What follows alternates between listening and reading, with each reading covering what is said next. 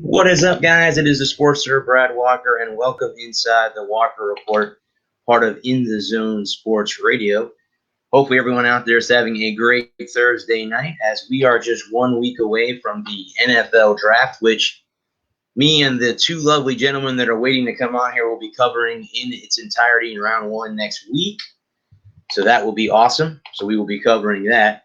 Guys, before I get started, if any of you guys would be interested in any kind of In the Zone Sports Talk Radio gear, head over to squadlocker.com, type in the Zone Sports Talk Radio to activate the shop to order your gear. The show is also sponsored by CreatingZenSpaces.com, the local choice in St. Petersburg, Florida for house cleaning, organization, decluttering, and pet sitting. It's about finding the peace within you and adding comfort to your life. And guys, remember, Zen Spaces starts with you. Be kind to one another. And yourself. And also, guys, if you do miss this show at any time, you can go over to our YouTube channel, The Sports Sir Bradley Walker. This show and the Sunshine State Sports Jabber that I do on Friday nights will be there in its entirety. All right, guys, let me go ahead and bring on my two co-hosts here. Gentlemen, good evening. How are we doing? We're doing good. All right. Sorry, guys, about being a little bit tardy to the show, but I thought it's early. That's all right. We'll send it to the office later. Okay. Right. Sounds good. That's some things I had to take care of before coming on here. But we'll go ahead, guys, and jump into it. So we'll go ahead and start. I'm going to go ahead and start with motorsports, since that seems to be a hot topic. I see that we'll start with the Indianapolis 500, which is going to have 135,000 fans, which I heard on the radio today is 40% capacity. It will be the largest attended pandemic event since the pandemic started. So that's the largest crowd that they will have in Indianapolis. You said 135,000, correct? 135,000, correct. And that's 40% capacity? That's what they said, 40% capacity. That's big for 40%. Yeah, that's a lot of people. That's a lot of people for 40%. What about 100% is? We're talking about me. I thought they only had like 250,000 capacity. Still a big number. I mean, I heard that on the radio today. So let me see. Let me click this article real quick, guys. I'll share it with you guys real quick. Yeah. See what it says. I could have heard on the radio this morning that they said that was 40% capacity. Let me. How much what 80% is? Yeah, I'm not sure. Yeah. That I don't know. Off of let's see here. You don't even get that much for Notre Dame football. All right. So let's see. Why did that? There it goes. Okay. So let me pull this up here. Let's see. Over 100,000 fans will be at the Indianapolis 500 here after. Yeah, that would be 40%. Wow. At the time, the largest fan thing was 47,000. That was Alabama's spring game on April 18th. Had 47,000 people there to watch a spring game. And that's a spring game, huh? Spring game, yeah. That's great. And they would have packed it out if they had let them. Right. Absolutely. Yep.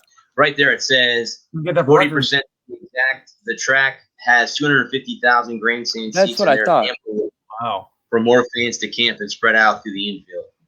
It's actually, unless I'm doing the math wrong, that's more than 40%. Yeah. It says that there have been races with estimated 300,000 people in attendance before. Oh, yeah. All day, every day. That's closer to 55%, unless I'm doing the math wrong. No, I think you are right. No, I'm guessing that you guys are doing your math right. Maybe the person that wrote the article didn't. Oh, we are. Unless they put the wrong number down. At 40% is 100,000. If I'm this is me doing camera here, focus. It's too bright. Let me turn it down. Let me turn the brightness down. Let's see if I can get this thing to focus. Oh. Yeah. 40% is 100,000. So they probably unless they're saying because their website says 40%. I just looked. Yeah. So unless they're doing maybe it's 40. Maybe okay. This could be what it is. Okay. It could be 40% in the stands and another 35,000 in the infield. Oh, okay. That could be. I'm not saying I know anything. I'm just speculating. This is the part of the show called No, Reckless. that makes sense.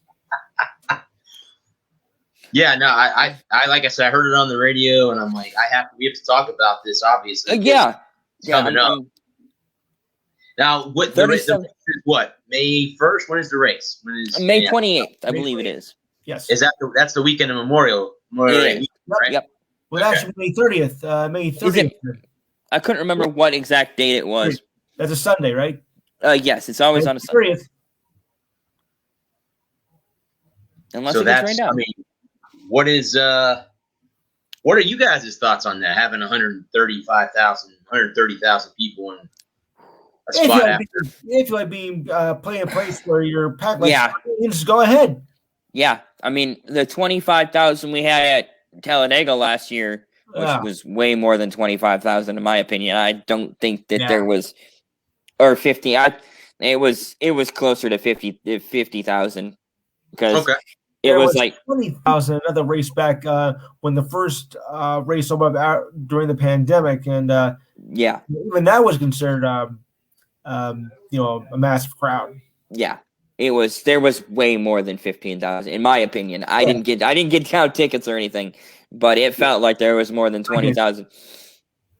And the place is massive, so it may give it, the scale maybe it may be ballooning the scale, but it didn't feel like it felt like there was way more than 20,000 people there. Yeah, I or would 15 or whatever they said it was.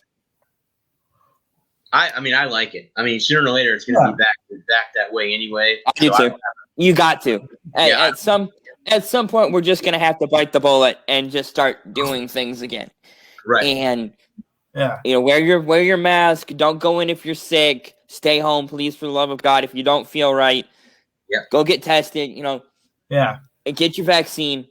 Get your vaccine. The best thing you can do right now is go and get your vaccine. They're safe. They're effective. I get my first one tomorrow. So there you go. Sweet. I get my second one. I get my second dose on May 7th. To put it this way to me, if you got it, I don't want it. Right. And so, the social distancing, the limited capacity can't last forever. There's just too much money to be made. Oh yeah. There's too much money being lost. Yes. And we're looking at losing things. The women. We'll get to that in a little bit. Sorry, I'm jumping the gun here. Well, yeah, I like it. I don't have a problem with it. What I'm wondering now is if you do get a ticket, if you have to be vaccinated or you have to have a negative test in the last 72 hours. So that maybe they're going to force you to make sure that you are completely clear before they let people in. Hold on, I'm just choking to death real quick. Always, Medic. Medic. So from personal experience, when I went into Talladega, they did temperature checks. They did a screening. You had to sign. You couldn't be coughing. If you didn't feel right, you had to go and get checked out. And I think they were sending you out if you started having some kind of. If you started experiencing symptoms or showing signs of symptoms, right. and I mean more than just a smoker, you can't be like, you actually had to have a sustained, persistent cough, or the other symptoms like lost sense of taste or smell. Well, some people think I have no taste anyway, so it doesn't really. Well, you are a Giants fan. No. He's a Jets fan. You got the wrong team. He's a Jets fan. Big difference. That's my nephew, not me. The other guys, before I change the. Wait. While I'm on auto racing, are any of the other races for that weekend affected, like the Coda 600 or the I haven't heard yet. Oh, yeah. I can let me ask the Google machine. It'll probably know. Okay.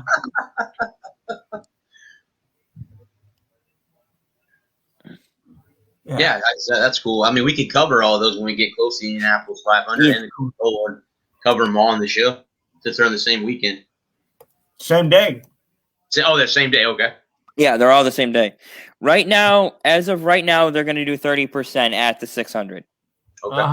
Only 30%. Okay. And I don't know if Monaco is going to even have a race this year, whatever. Why? Really? Well, there goes my breakfast. Okay. I don't know if Monaco. I haven't heard one way or the other. Okay, so that was as of February 24th this year. They were predicting 30%. Okay. All right. So. Oh, okay. So there's, and I haven't heard anything new. That was the most recent. Okay. Update. So. All right. By May, we may have a lot. They may have 50%. They may have full capacity. I don't know. It's North Carolina. It's another southern state. It's a lot like Florida. In terms of politics and agendas. So. Yeah. I just hope they can run Watkins Glen this year. I miss the Glen. Love the Glen. Speaking of races that are close by me, I have one starting on Sunday, actually starting tomorrow. Yep. The St. Pete Grand Prix. So it's been kind of cool to kind of hear them practice the last couple of days. See them taking the trailers down into the pits for the car. They're going to have a practice session that Friday afternoon. All right, then. Yep. It's 100, again, like you guys can see on the screen, it's a 1.8-mile race. 100 laps, 181 miles. So, long event. They moved this race. This race usually happens in February, but they moved it to get more people. So there will be more people, and I forget what the total number that they had that was supposed to. Did it say? Let's see here. Okay. I don't know if it says how many exactly where. I know, they're predicting, obviously you have Scott Dixon, some of the big guys. I want to see if Jimmy Johnson can bounce back after a rough start to his IndyCar career. I don't know. How did he have his first race? He was a couple laps down in 19th or 20th. Oh, wow. Okay. Yeah, he dumped it coming up the hill. He was coming up the hill and got in the backwash and so he just rode around in the back for the rest of the afternoon, just getting laps. But he avoided the big one on lap 1. Going into 5, they wadded him up. Yeah. Well, I was driving home last Sunday and it was on against the NASCAR, so I was listening to NASCAR on the way home, so I was just flipping back and forth when I got home. Let's see here. Race. What you expect. I know they had a number. I want to say it was like 30,000 people that they were going to allow to come in. Again, just like with everything else, you have to wear a mask as it is required in the city of St. Petersburg, anywhere you go. I work in St. Pete, so I can attest to that. Again, like you just said, Bud says anyone experiencing symptoms must stay at home. Do not go, including fever, chills, cough, shortness of breath, so on and so forth. You guys all know the symptoms of COVID. So if you guys are feeling any of that and you're going to a race like this, please stay home so that we can continue to get back to sporting. Normal. Yeah, where we don't have to, go back to having limited attendance and stuff like that. I know, here locally, the movie theater that's up the road from me opens the first week of May. So okay, cool. Just in time for summer. Yep. So, kick off the summer. I will be watching Mortal Kombat tomorrow night. So nice. I can say that the new Mortal Kombat tomorrow. Say that 20,000 each, all 3 days. 20,000 each day. Each day? Okay. Yep. Okay. Up to 20,000. I'm sure it'll have they'll be at capacity at the 20,000. I don't think they'll have a problem getting it. Nah. Well, then they don't count the people that have condos in downtown. So right. That shit for free. right. They did that last year at Charlotte. They have condos at Charlotte at the track, and you were allowed to go out on your balcony and watch the race for free. Yeah, because you live there, so that's where you live. What are they going to tell you? You can't. Right. You got to go. You can't. Yeah. You got to leave. You got to leave your condo. Well, I think it's. Like I say, I'm gonna talk to you about the race tomorrow night on my other show, but I might have to come on. That'd be awesome. Lewis comes on. He's been on the last 2 weeks. I've been busy the last 2 weeks on Friday night, so. Well, I mean, I was going to ask you, but did you get home safe? Okay, back I to did. The hotel last Thursday. Okay, I want. Yeah. I got caught by a train. I had to. My girl. Oh. Yeah, I know. At 10:30 at night. By a train? Wow. By a train. I knew the back roads, so I was able to, take the back roads around the train. So, but yeah, I made it home safe, or made it back to the hotel, and then I made it home safe. So I'm home today.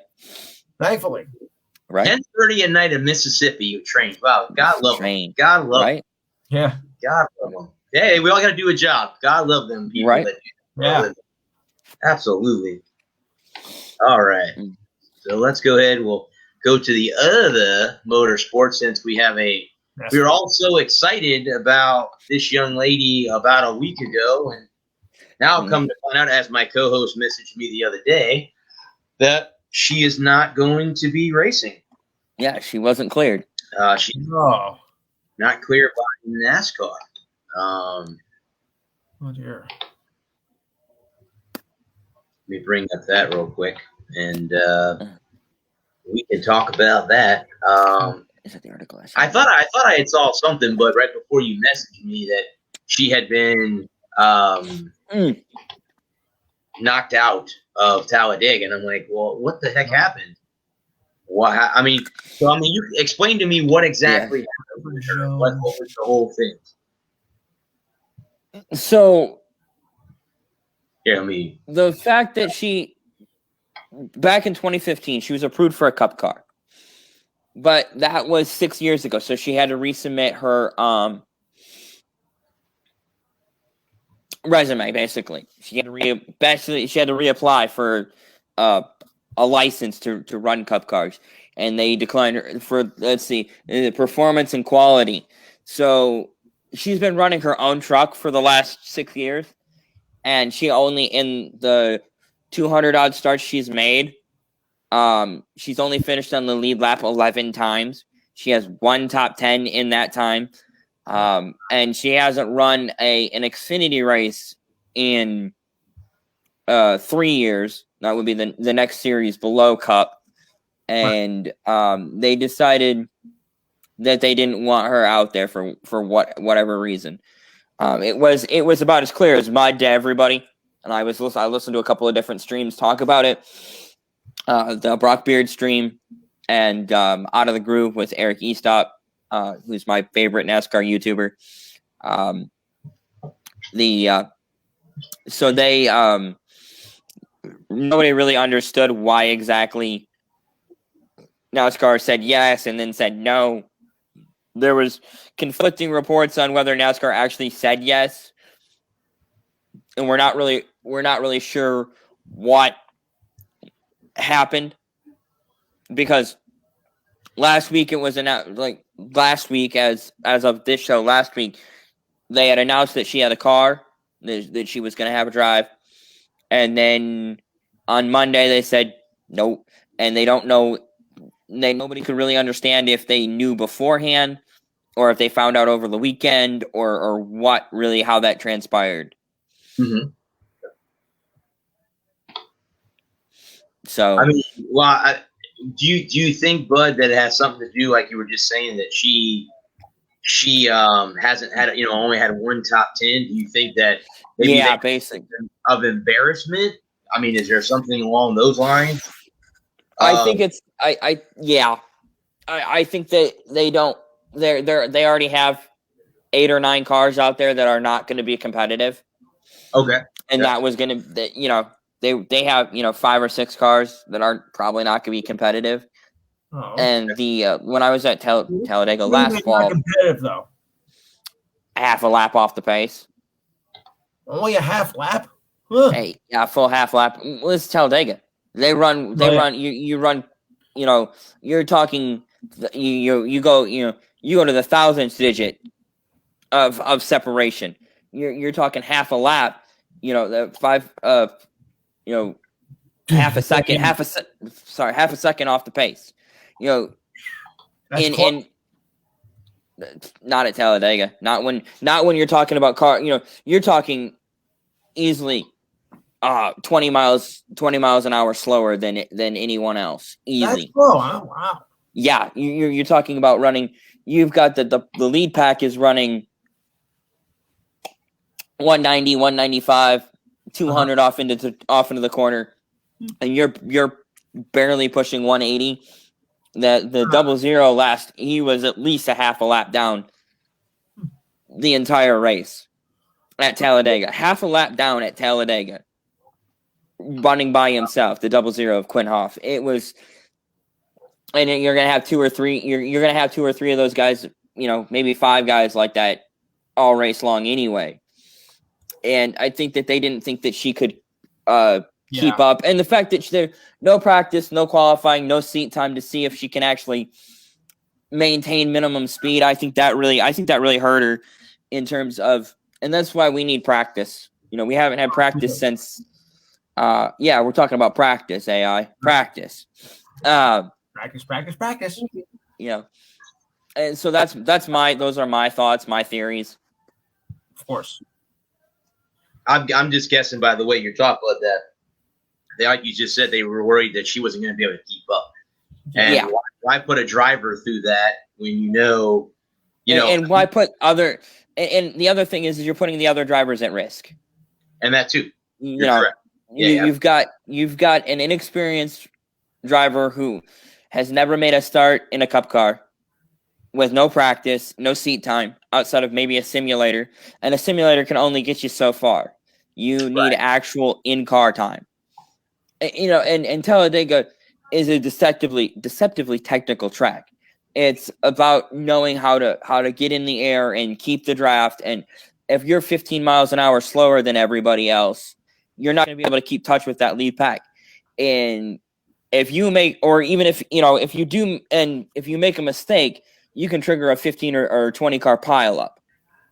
Okay. So. Well, here's the question too. Now, if she does goes back and gets her license and gets reinstated, do we see her in the future, or is this like hopefully? Okay. Hopefully she can go in.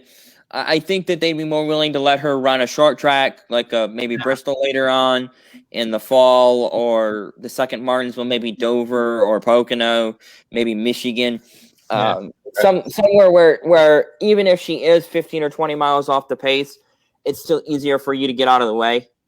Right. Yeah. I think once she gets the license, she'll be ready to go. Yeah. I really wish they would bring it back some kind of limited practice, like one 50-minute session on Friday or Saturday. Do you guys think that she's got pressure on her with Danica Patrick not doing so well in NASCAR? Okay.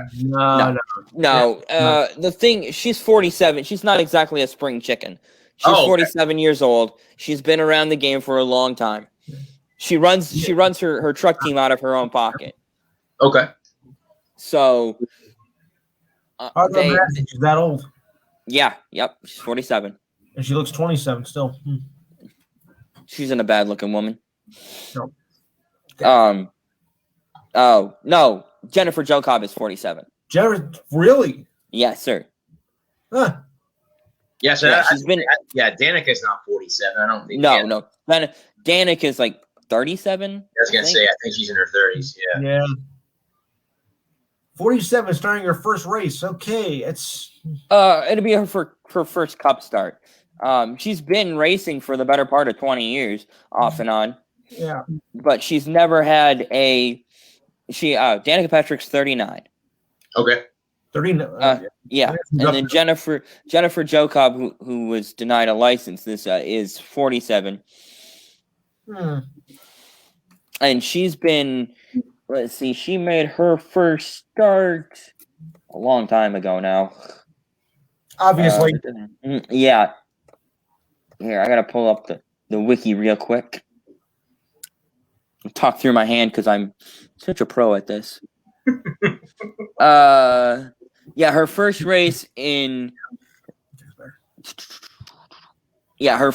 was an Xfinity start in 2004, and her first truck race was in 2008. Aha, okay. So she was 30 at the time of her first Xfinity start, and then you said 2008, so she was 34 years old. Okay. She was in her 30s? Yeah. Okay. Yeah.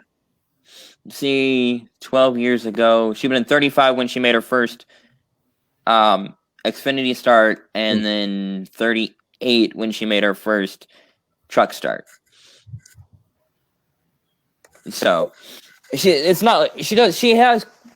be allowed to run the truck. I think I'm not sure if they have a truck race this weekend. I don't think so. It's just the Xfinity and the Cup Series this weekend. But she was allowed to run the truck race last fall. Okay. And she's competed. No, she hasn't been competitive, but she's competed in trucks consistently for the last 6 years. And I think that's really the overarching thing here is she hasn't been competitive. Okay. Now, she hasn't had competitive equipment, but when it comes to, you look at guys like Alex Bowman, Matt DiBenedetto, Ross Chastain, all guys who started out in trucks and less than competitive equipment and put together a resume that earned them top rides. And so, when it comes to seeing development and what NASCAR wants is they want talented drivers out there and not just moving chicanes. Right. Yeah, obviously you don't want to embarrass the brand, as they call it. You don't want to embarrass the brand. Yeah, and especially at a place like Talladega, we're going into one of the second biggest weekend of the year. This is a marquee race, and you want the 40 best drivers out there that you can have. Of course. Personally, if I was NASCAR, I would have just said, go for it, have fun, knock yourself out, don't knock anybody else out. I was going to say that's not hard to do because eventually you got next man anyway. Right. I would have loved to have seen her compete. They had, sure. The unfortunate thing is that from what I was hearing, they have, they sold sponsorship for that car and for her. And now I don't know. I didn't hear who the sponsor was, but they had sold sponsorship for that car, and I don't know how much sponsorship. I don't know if it's a quarter panel decal that this big, or if it was a full one race deal worth $200,000. I don't know if it was like a $20,000 little sticker on the quarter panel or a full $200,000 full race deal. Boy. And now that deal has gone by the wayside, and we don't know if she's going to be able to get them to come on and support her. Yeah. So that to me is the kick in the teeth right there. Is they had sold sponsorship for the race. Big one. Whatever company just got the shaft in a way. Right.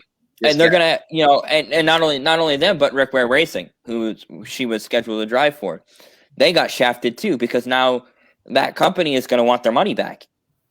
Correct. Because they signed on with Rick Ware Racing to sponsor Jennifer Jo Cobb, not whatever has been washed up nobody that they're going to put in the car. I've heard that they're going to put JJ Yeley in the car now for this weekend, and JJ Yeley isn't any better. Yeah, I would have rather seen Jo Cobb get the. Yes. What's the guy that's in there now? Was he 1,000 to 1? Easy. To win the race. I don't even know if I don't even think he'll get odds.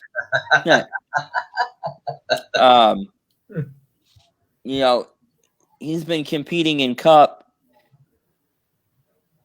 for the last 16 years, and he has a whopping 8 top 10s. So wow, in 16 years he's managed 8 top 10s in top equipment too. He got his first ride was with Joe Gibbs. He got the 18 after they let Labonte go, Bobby. Okay. So I mean, yeah, he's not much better. Let's just say no. I'm just gonna drink my wine and be quiet. What kind of wine is that? All right. It's a white. It is a blend. It is the Stella Rosa Moscato di Santa. Ah, it's very yummy. I'm sure. Wait, just to tell you guys, whatever you guys want to do next week, as long as you're not going streaking or anything on the show, I'm going to be eating while we're watching the first round of the drafts. Okay. Okay. I'm not going to eat before. I'm going to eat while we're talking. We can talk. I'll eat between. I'll talk between because it sometimes takes 8 minutes, 7 minutes for them to make their damn pick anyway, and then they announce it, and it takes another 5 minutes. The question is, how many times is the crowd going to boo Roger Goodell? That's all I want to know. Over under 30? I was going to say the whole time. Yeah, right. I was thinking of a given number because last year, the boos were coming, I think, through every pick. So I'm wondering how many times they're going to get booed. Over under 30, I'll take the over. I'll take over. He's going to get booed. And they're going to have a live crowd, so yeah. What? Yeah, so I have to be a live crowd this year. In Cleveland. Tell me this is a joke. Guys. No, they're going to have a live crowd at the draft this year. Yep. No. This article about the CFL. What? Oh no. This is not a joke. I got this. And as you can see, I have the logo of them cut in half because the next article is about the XFL. So I thought I'd bring Lou's favorite topic. Oh God. Yes, the Grey Cup has been shifted back to the 12th because I guess the season was supposed to start, as you could see, on June 10th, and they pushed it back to August 5th. Yeah. So that's what the CFL has decided to do because of COVID-19. Obviously, I don't like Canadian football. Obviously, that nation has still got. See, here's the funny thing about the whole situation with the border being locked or whatever. Closed. Okay, let's just say this. Let's say the United States closed the border to Canada because COVID started in Canada and we closed the border. Do you know that we would be called a racist country if we closed the border to Canada? Yes. But then they do it and we don't have no issues with it. So just not getting political or anything. Just wanted to point that out that they're not. Well, remember one thing. If all goes wrong, you had to blame Terrence and Phillip. That's all. I can do that. Blame Canada. Blame Canada. Oh, no. Our trees are very large. You heard of those Canadians? Hey. So, like I said, they have shifted the start of the CFL season back a couple weeks due to a couple of months. COVID. Well, it's supposed to start on June 10th, and it's back to almost 2 months. But I'm referring to the XFL here up on top.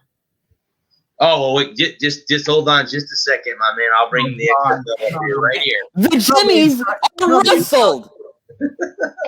Just you had like I said, I just wanted to share this information with you because I know how much of that league. So we gotta talk about it. We gotta talk about it. No, enough money. Now this, as you can see on the screen, this is the CFL commissioner talking about the XFL. You look so Canadian. So again, they have talked between our discussions with the XFL have been very positive. What we're focused on is really understanding the opportunity might look like. If I back up from there, one of the things I have shared on my group that I spoke with at their annual general meeting last night, increasingly obvious to me that our business of our league has never been as good as the players who have played our game and the game itself. Now, here's the question I have. Is it because the XFL is looking to be with the CFL because it can't be its own entity and it needs another league? And again, like Adam was talking about since we started talking about this, they don't have the financial backup where the CFL does have some kind of financial backup. So I'm wondering if down the road, if we don't see these leagues merge, or it's going to be like the AFL, NFL type thing where they're playing against each other. I don't know. I don't know. Well, that could And be my question is, whose rules are we gonna play? There's a good question. That's that's my biggest question is whose rules are we gonna use? And is it gonna be like an AL NL situation where you have maybe they'll combine it? Yeah, there you go. Can we get fourth down? I'd watch Canadian football if they had a fourth down. Yeah. I hate Canadian. That's why I can't watch Canadian football. Is because they don't have a fourth down. I want that fourth down makes all the difference in the world. Exactly. Whoever played football with 3 downs. I don't know. Canadians, apparently. Of course. I was gonna say Canada. They do. They put cheese curds and gravy on their French fries. So what do you expect? Hey. Don't make fun of that. Don't make fun of. I eat that stuff. Don't make fun of that. My sister does it too. Sheesh. I eat that stuff. I'm getting ready. I'm going to a hockey game on Cinco de Mayo, the Lightning game. I eat that stuff when I go to the Lightning game. More for you. Okay. Pass the Dos Equis, please. No, I mean, I do. I mean, it is what it is. Everyone has their things. I'll be honest with you, when I first, had that stuff, I thought it was weird as shit. I'm like, who the hell would eat that? Right? Right? And then after you eat it, you're like, oh, okay. Not bad at all. So that's just me. So are you watching the Yankees game? Lou, you got the Yankees on? Or are you a Mets fan? I'm watching the Ranger game. Oh, okay. It's got hockey on. Yeah. Mets? No Mets. The Yankees got them loaded up in the top of the 7th with nobody out. Good. I wonder why the game at 6:30. I don't get that. They've been having issues scoring runs in New York. Yeah. No kidding. But, everybody's like, some of the fans are really coming down like, oh, we're 6-11. We're horrible. Like, we should just give it up right now. People, 3 weeks into the season, just because of a bad start does not mean it's going to end up that way. And if you think they're then, at least you have fans. You're really not. Look, I've seen this before. I've seen teams where they start off, take a look at the 98 season. They were 1-5 after the first week. And everybody was already harping, oh, we're going to have a sucky season. This is not going to work. We're lucky if we get 50 wins this year. What happened? They won around 14 games that year. People, this is nothing right now. In 16 games is nothing. Nothing. So don't be like, oh, well, we're 5-11 now. We're not going anywhere. Shut up. RALAX. Just relax, people. Just relax. It's a long season ahead. It's a charity show, people. It's a long way to go. Now, I bet you a lot of people probably didn't think they'd see the Premier League logo sitting behind me as it is right now. Yes. But there's an article that I saw that the Super League. That's one of them, Lou. I'm going to get to that one. That's the next one I had up here was about the Super League. But this one is about, I guess the guy's name is Sir Jim Ratcliffe, and he wants to take over ownership from the Glazers for Manchester United. I guess he's pissed off that the way that the Glazers have ran Manchester U. So he wants to take over the team. So I don't know what that means. I saw this today. It looks like their net worth is 12.27 billion pounds. I don't know what that means in American. It's like $8 billion. Up there. It's $8 billion in. Did you say 12 billion pounds? It was 12.27 billion pounds is what they. Well, yeah. What does that come out to? $1.50. Yeah, right. No, he's being sarcastic. I know. I hit the wrong thing. It gave me the conversion in pesos. Pesos. Yeah, 16 billion. Japanese yen. Yeah. $16 billion. Yeah. Oof. Now, 16 billion, that's got to be one of the highest or the highest organization around the world, right? Oh, yeah. Yeah. As far as teams go? Mm-hmm. Wow. Okay. I'll be honest with you. because the Glazers own the Tampa Bay Buccaneers, I highly doubt they'll give that up. I don't think they'll give that up. I think it's wishful thinking. Good song. But I mean, it's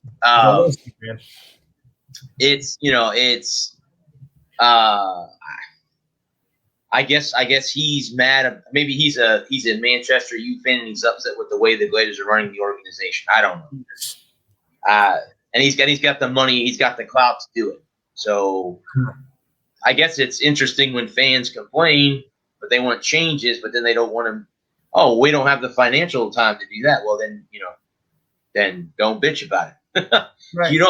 If you don't have the clout, again, this is Premier League soccer, guys. I'm not referring to any other sport. This is Premier League soccer that we're talking about. Which, if you guys are Premier League soccer fans, I know it's on every Saturday morning at 7 a.m. Manchester U. Okay. I just can't get into soccer on TV. I've tried, but I mostly follow some of the European leagues and the MLS, of course. That season's getting ready to start, right? MLS is getting ready to kick off. Yeah, started last week. Oh, already started. Okay. The other one. And unfortunately, yeah, the Glazers are running him into the ground. Are they? Okay. Yeah, they have a debt worth of 400 million pounds. So, oh Jesus! As of 2019, that's why he wants to buy the team. No wonder. He wants him to bring him back to the green again. How do you have the red that much though? Ugh. I don't know. That's a good question. So then we have the whole Super League falling apart and how it fell apart. Did it really? I thought it was a go. No. Yeah. Who pulled out? Who was the biggest team that pulled out of it so far? One of them. Yeah, let's see. America, Russian, European, secret. Florida. Bias raised the army, called officials of these across Europe, called executives. I think this is who that guy is right there. Alexander Triffin, the president of European Soccer Governing Body. 53-year-old lawyer in Slovenia. 53. English Premier League and Spain's La Liga and Pan-Continental tournaments like the Champions League to some extent rely on the presence of elite clubs to attract fans. Well, that makes sense. Without them, broadcasters and sponsors, again, that's another thing. Without them, the revenue streams that filter down to sustain smaller teams might collapse, and that makes a heck of a lot of sense as well. So let's see. Who then? I know that they said the other day that one of the teams had pulled out, and they pulled out of it because I guess. All right, so here we are.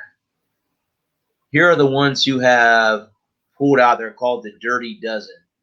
Barcelona, Real Madrid, Atletico Madrid had signed up for Spain. There were 6 from England: Manchester U, Manchester City, Liverpool, Chelsea, Arsenal, and Tottenham, if I'm pronouncing that correctly. Tottenham. Okay. Big names. In Italy, huge names. Big names. Yeah. Giovannis have been joined by AC Milan and Inter Milan. Not all of them were equal partners, executives from Manchester City and Chelsea. So I'm guessing there must have been a bunch of these teams that have pulled out completely to go ahead, and the Super League is not going to be a thing anymore. Wow, I thought that was a done deal. Super. Yeah. Well, think about some of those teams that we just mentioned. How much revenue Chelsea. that league would make just in that? Yeah. That league, they would pull in more revenue than anything else in America. Yeah. Not that in a heartbeat. Boom. No doubt. When you got the big teams from England and the big teams from Man U and Chelsea right alone. Yeah. Jesus. and They'd be like the Patriots and Cowboys going off to start their own league. Yeah. Yep. Get all the teams that have the big payrolls, or move them into like the Yankees, Dodgers have their own baseball league. Right. Yankees, Dodgers, Red Sox, all the big big Well, they time. got their own sports. They got their own league. They got their own sports network. So Yeah. But yeah, I mean, I'm with you, man. I thought that the Super League was a sure thing, and then Yeah, I thought it was a done deal. So somebody thought there was a loophole somewhere. I thought it was a done deal. I did not realize it had fallen apart. So that is that. I wasn't feeling that myself. That is that. Yeah, no goal. Oh. Yeah, right. No goal. No goal. Oh. My All right. I have a quick WWE article that I wanted to bring up because at the end of it, they were talking about WrestleMania revenue. So I wanted to see if that was. I haven't got a chance to read this article yet. But also, if you guys have not known, Charlotte Flair has been suspended indefinitely and fined $100,000 for attacking a referee after her match. And I don't know if that was scripted. Obviously, it wasn't. But obviously, it wasn't. If she was fined, so that is that. Obviously, they're talking about CM Punk possibly coming back to the WWE, which I don't see that happening. After he left, in particular, not for another 10 years at least. If you want me to play the video, guys, I can play the video. I want to see this myself. All right, here you go, right here. It's only a 2.5-minute clip, so. When you buy this plant at Walmart, Haven or plants. Hey, Lowe's, sponsor us. Right. Like me. Yeah. As long as the stream doesn't get blocked. Walmart banner. Theoretically, take you up on the. Yeah, she's been suspended indefinitely, but then again, they don't tell you. She probably wanted off TV anyway. Yeah. So. Well, here's the thing. Prior to that, she was suspended, or not suspended, but she was held out of the show because of COVID. And then someone leaked online that he's going ready to go to he's going ready to go to Gatlinburg here soon. It's gorgeous up there. Yeah, he's going about up an hour from me for a week. Coming up next month. So, yep. According to Bleacher Report, she's got to get some dental work done. There you go. So that's what that was all about. And they needed a reason to have her off TV because apparently the WWE superstars can't go get minor dental surgery without having a reason. Because the WWE universe could not in their wildest imagine a superstar going and getting some dentistry. So let's attack a referee. Yeah. Because that doesn't sound contrived and stupid. This is why I stopped watching the WWE, because it's all contrived and stupid. Yeah. If only I knew now, I didn't know in 15. So there you go. Yeah, I thought I would share that with you. That way, you guys got to see the video. Of what actually. Well, my initial reaction, I thought it was going to be something going on backstage. That she socked a referee after there was a botch or something went wrong. Did we lose Bradley? Maybe you did. There I am. There you are. He's back. Yeah, I thought there was something that happened in the match, and then backstage something happened, but no, it was work. And now I'm severely disappointed. Yeah. No, that's okay. Thank. I saw the video and I thought to myself that was staged, but again, I was just trying to get a second pair of eyes, and he was in on it. Yeah, it was work. Trying to get a second pair of eyes on it to make sure I knew what I was looking at there. Right. I saw what you saw. It was a work. Yeah. Well, I'm glad that was that. Speaking of super leagues, we were just talking about this. I guess creating a college football super league, there would be 15 schools that would make the cut in 2021. So here are the schools as of listed down here. Obviously, Alabama, Ohio State, LSU, Clemson, Georgia, Oklahoma, Notre Dame, Texas, Florida, Michigan, Florida State, Auburn, Miami, Penn State, USC. The 5 out would be Boise State, Wisconsin, Nebraska, Appalachian State, and Tennessee, which I'm not So Wisconsin is not even listed in any of them. So did can you go back up to the top? Can you go back through the list again? Yeah. I sure can. Can we go slowly? Yeah. Start with Alabama. Yeah, Alabama is number one by far and away. I mean, they're the queens of college football. College football. They're when you think college football, you think Alabama. I mean, the Crimson Tide. Right. And Ohio State the last decade and a half or so, and then back in the 70s with Woody Hayes. Nebraska. Yeah, I think Nebraska. How do you not have Rutgers or any of the Ivy League schools? Princeton, Yale, Harvard. I mean, those were they created it. Yeah, but they're powerhouses. I mean, but if you're gonna have a super league, you're gonna have. Are we just talking about the best schools right now, or are we talking about the best schools of all time? I think they're talking about the best schools right now.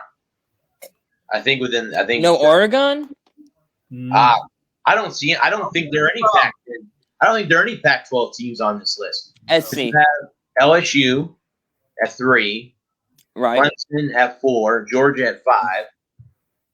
And you have Oklahoma at 6, and that's right. Notre Dame.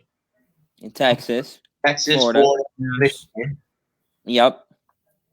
The Noles they're tied for 10. Auburn, Miami, Penn State, and SC. USC, and that's the top 15 right there. And then these are the first 5 out are Boise State, Wisconsin, Nebraska, Appalachian State, and Tennessee. I'm wondering how and nothing against them. Tennessee's not great. I mean, how is Tennessee in the top 20 in college football? They had a good season last year, but the previous years they've been miserable since '98. Yeah, they've been horrible for a long time. Oh, God, could have been worse. You could have said Vanderbilt, which is awful. Yeah. Yeah, that would be in the.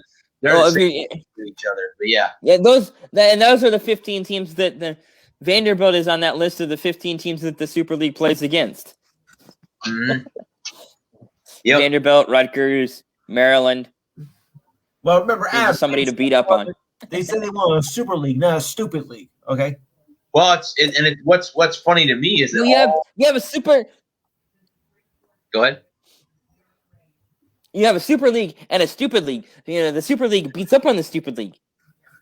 So could we? It's like superheroes. Yeah. The superheroes have to have somebody to fight. Yeah, I know. Rutgers will be the Legion of Doom. It's funny to me that the big 3 in Florida are all on that list: Florida State, Miami, and Florida. But do you see UCF on that list? No. Interesting. No. They don't get the respect now, but just saying. Just saying. They deserve. That's the thing. Just saying. For all those people that are Knights fans that think that their team is the best in the state of Florida, so. Wrong. When are they going to go to the Swamp? There's the difference between them and USF. USF has signed on to play, what they call 1-2s. They call 1-2s, where you play 1 at their house and 2 in Gainesville or whatever team you're playing against. Right. Because they play USF. I think that'd be fun. USF they're going to play the Gators twice in Gainesville, once here in Tampa. Obviously, that's coming up this year. Then they have 2 in South Bend. Notre Dame will be here. Alabama will be here, and then 2 in Tuscaloosa. But then again, they pay you to come up there, so it's a win situation. Even if you get killed, Yeah. When are you guys going to Madison? I have no idea, but they came here. They were here 2 seasons ago. Right. So I don't know. I'll be honest with you, but I'd like to see them play Michigan. I'd love to see. That'd be fun. Them play Michigan. Yeah, either here or in Ann Arbor, one of the 2. So come to the house one year.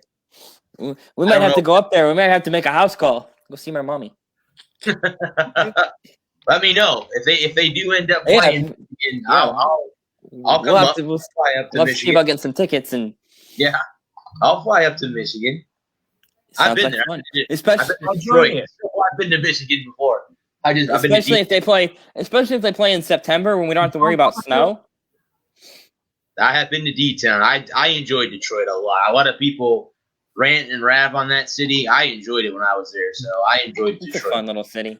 I enjoyed Detroit. Just stay out of the hood. You'll be all right. Just don't go to Redford. Just don't go to Redford. You'll be all right. Right. So here, guys, this is next article is about transfer quarterback tiers. These are for playoff hopefuls coming up. These are quarterbacks that have transferred. So the first one we have, guys, is Jake Cohen, Notre Dame. I guess he transferred from Wisconsin to Notre Dame. Pause this. To Notre Dame. I guess he is going to start over or Ian Book. And didn't he declare? For the draft. Yeah, he's a 4th or 5th rounder at best. He's been rumored to go with the Bucks. Do you know that? In the 4th round. I wouldn't hate it in the 4th or 5th round. He's still available. You think Ian Book's going to draft that low? Yep. Wow. I thought he'd be taken in the 1st round. Or 4th round, though. I wouldn't touch him in the 4th round. Oof. I would say 3rd or 4th round. I don't think he goes in rounds 1 or 2. He's not. He might sneak up there and get into the 3rd round, but I wouldn't.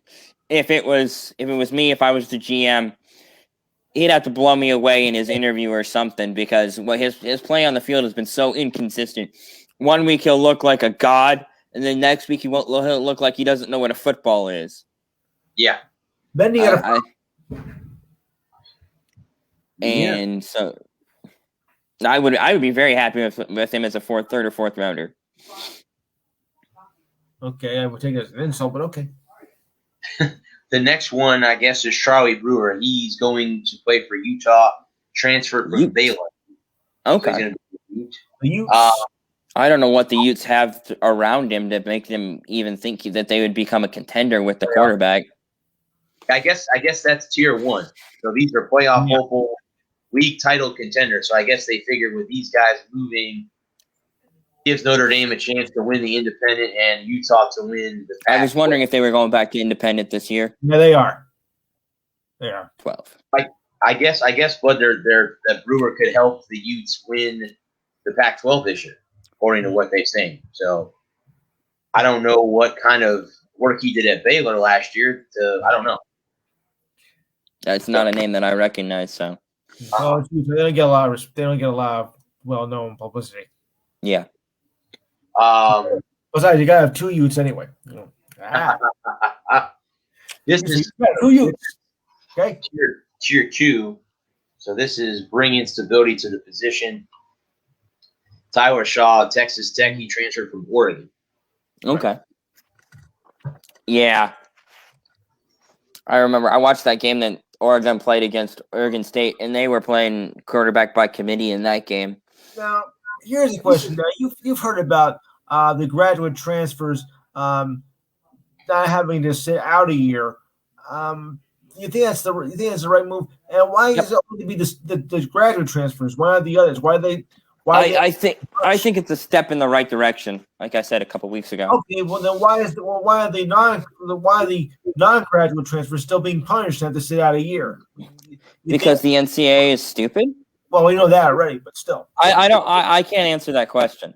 Because in my opinion, and I've said this before and I'll say it until I'm blue in the face, if a coach can go anywhere at any time for any reason, he can get up and leave, walk out of his offense, and just walk off into the sunset. Right. And be done with football. Or go somewhere else. Yeah. Why can a player not like when we're talking about Giles Jackson, wide receiver at Michigan. He lost his starting job to someone else. And, if you lost your job, if your job came and said, hey, we're cutting your hours, we're cutting your role, and you can either stay here and this is what you're going to be doing, or you have another company that's offering you your original position with your original workload, why wouldn't you go take it? And why should they have to wait and beg the NCAA for the right to go and play football? That's my opinion. Like Joe Burrow had to beg and plead to leave Ohio State to go to LSU. Yep. obviously he got he got permission, but he shouldn't have to ask permission. No, It should just be if I was a math student, for want of an example, and I went to Michigan or Ohio State or and I was just a really good math student, and I decided I wanted to take a crack at MIT, and I could go to MIT. I might not be able to afford it. I might have to take out some loans, but I don't have to ask the NCAA. I don't have to ask if I can pass the entrance exam, I can go to MIT. Let's say I graduate from Michigan or Ohio State or SC as a computer technology student, and I want to further my education. I can go to MIT. Don't have to ask special permission. Why do they have to ask special permission to go to play football? They shouldn't. They shouldn't ask for permission. Nope. The next one, guys, Anyway. Mackenzie Milton, who obviously has come back. If you don't know what happened to Mackenzie Milton, he had a very similar thing happen to him like Alex Smith did. He had to have a knee injury. That was the first year that I was a credentialed media member for USF, and I missed that UCF game. They were here in Tampa, and he went out, rolled out. And he got tackled, and they're lucky that he didn't die because he ruptured an artery in his leg, and he's lucky he didn't die from internal bleeding. But he's back. He's been rehabbing, and now he's going to play at Florida State this year coming up. And everyone that I've read, Coach Mike Norvell, who was with Memphis and then got the job at Florida State, is very excited about this kid. So hopefully he does. He'll be a senior this year, so this is his last year of eligibility, right? Correct. He got hurt. Correct. He could sneak up there he could get some first round consideration if he plays well. Yeah. Yep. Because he's, like I said, he's done very well so far from what I've seen with all the spring stuff that I've read about FSU. Because like I said, I cover them on my show tomorrow night, so I've been reading a lot about the Knowles and the Canes and all them too, and they're all impressed with what he's been able to do during the spring. So we'll see. Hopefully, maybe that prolongs into the regular season when the season starts in a couple months. I have Anthony Russo of Michigan State. He transferred from Temple to become a Spartan. Jack Abraham, I kind of caught their spring game last night on the NBC Network. Mississippi State from Southern Miss. I don't know. Miss. Yeah. Okay, this is heavy competition. So you have Head-On Hooker and Joe Milton at Tennessee. Looks like Milton was off to a great start in Week 1 game against Minnesota before regressing. After he graduated from Michigan in May. Okay. So Milton's coming down here. He was a quarterback for the Wolverines, and he's coming down. Yeah, he looked like he didn't know what was going on after the first game. He looked like he was running scared for whatever reason. And I don't know anything about Hooker. I wonder if he's in relation to Malik. Hooker, let's see, was a physical tool to give first coach Josh Heupel. Oh, so he was at UCF. But Gabriel outplayed him. That's what happened. Gabriel outplayed him, and Hooker must have so Hooker transferred to Tennessee to get some starting time. See how that works out for the Volunteers this year. Do you know who Alan Bowman is, buddy? Since Michigan from Texas Tech, I've heard the name. Yeah, I don't think he's gonna play. I think they'll go with McNair or McNaira. I'm really high on Cad McNaira. I love his energy, his willingness to compete. If he hadn't gotten hurt in the Penn State game and they hadn't have had to go back to Milton, they would have won that game. Okay. Yeah. I can't wait to see what he can do with a full, a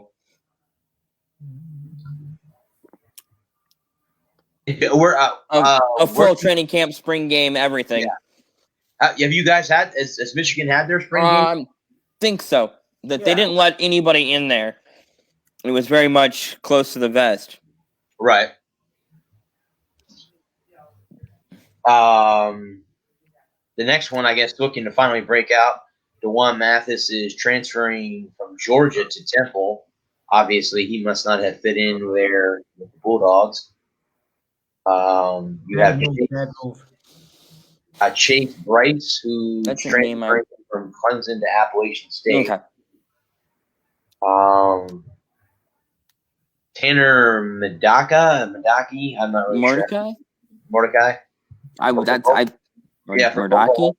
SMU. I get to see him if he gets started SMU,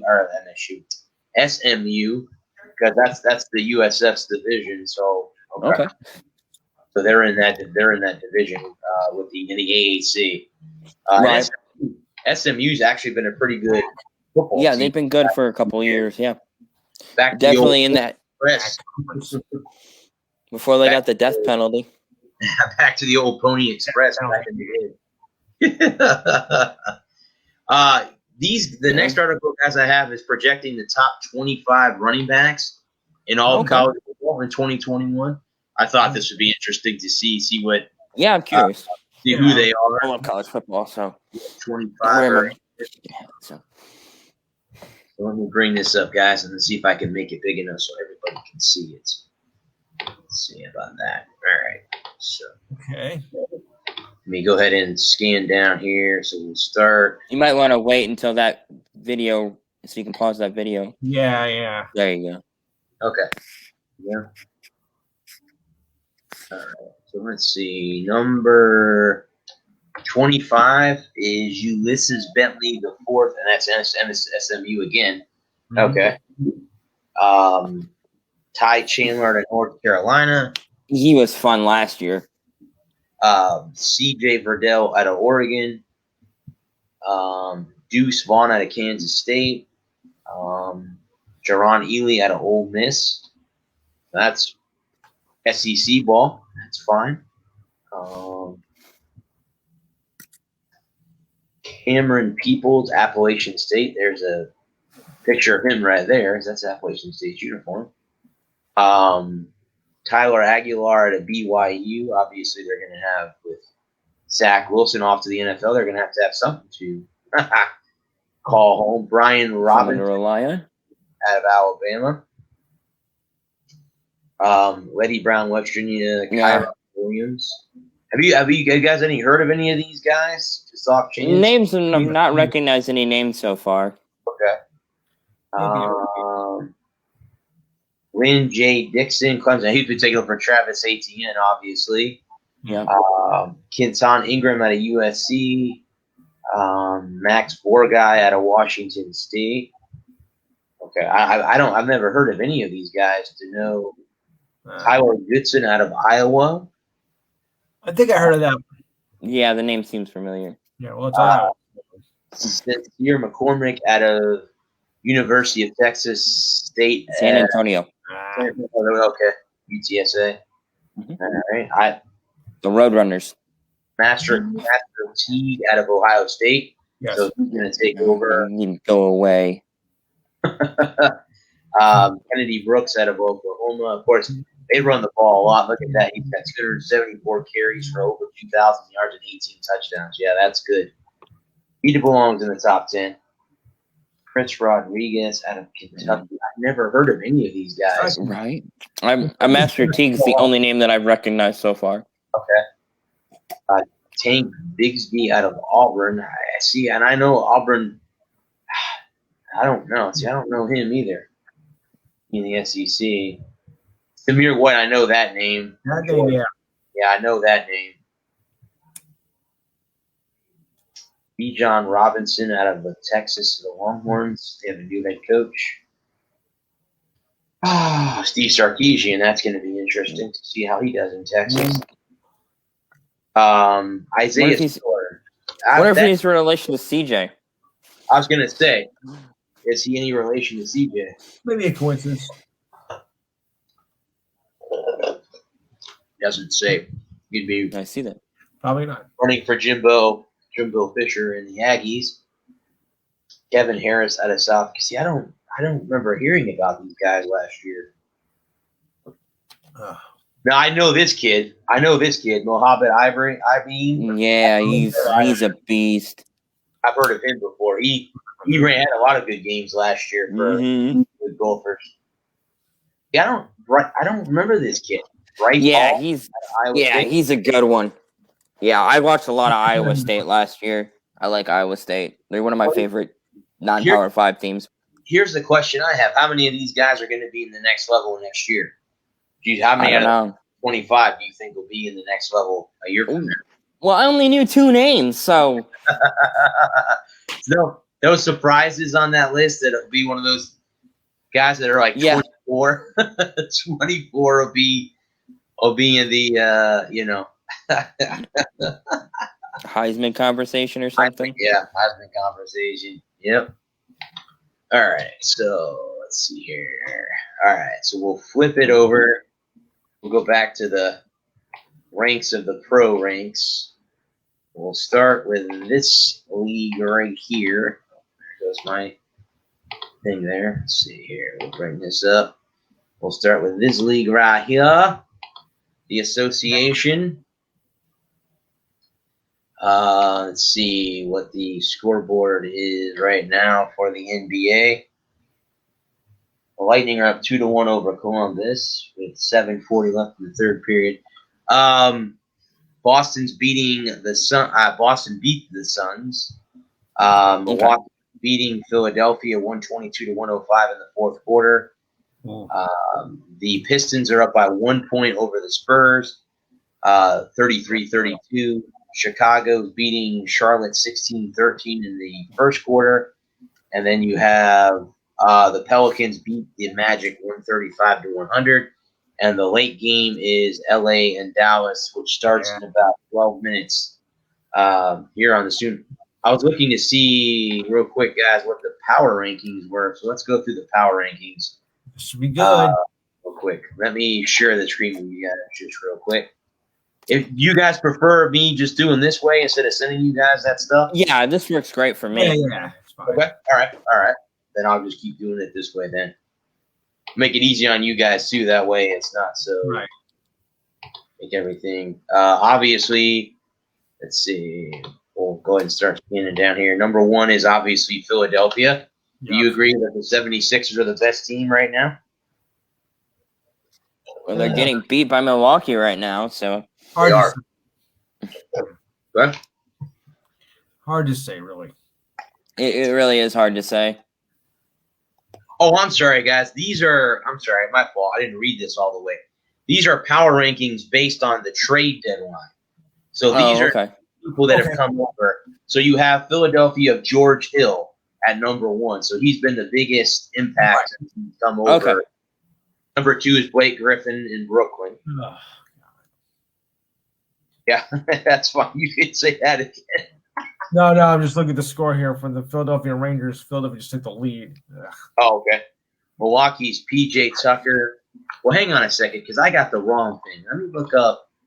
Hang on a second, guys. I want to look up the power rankings. Yeah. Oh, yeah. For the NBA. I got the wrong thing there. I must have clicked. Probably saw the thing and clicked on it.